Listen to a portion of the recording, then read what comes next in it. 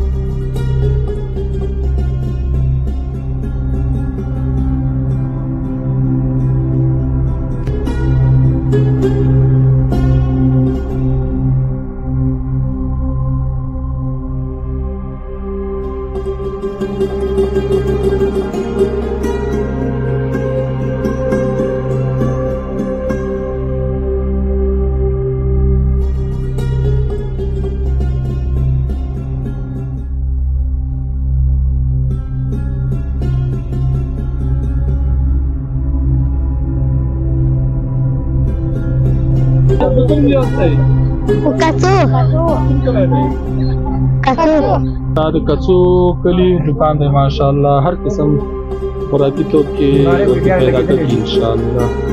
مشکلات خو دلته مونږ د هر شي مشکلات لرو لکه مثال په الحال دغه سړک را روان دي ته په الحال مونږ ډیر خوشاله یو باقي مانده مثال د مکتب خونم نشته دلته کلینیک هم نشته دلته مشکلات خو ډیر مشکلات دي. دولت نه غواړو چې مثال د مکتب د لپاره د خونه راته جوړ کړي.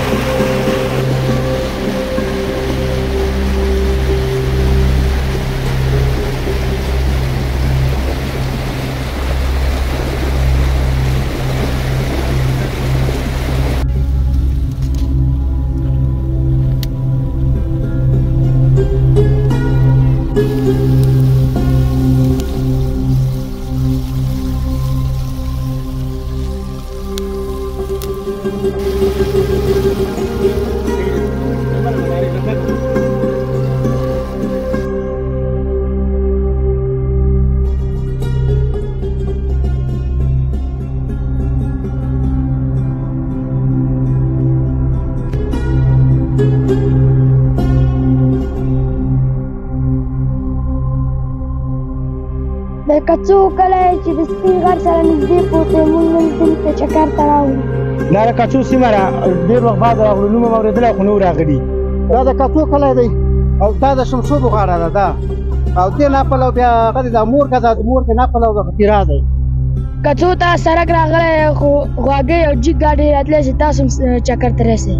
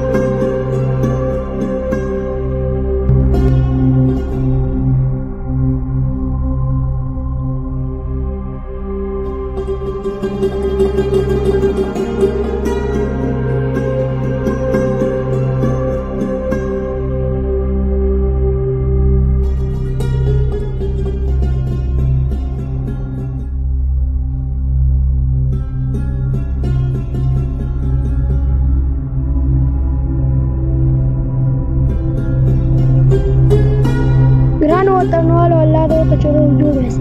دا تاسو ګورئ، دا د کڅو کلی دی، دا سپین غر دی، مورګه چې ورته دا خوړ د دې نه راغلی.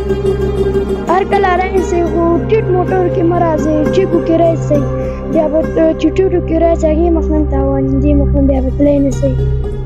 ټولو وطنوالو سره ویډیو شریکه کړئ.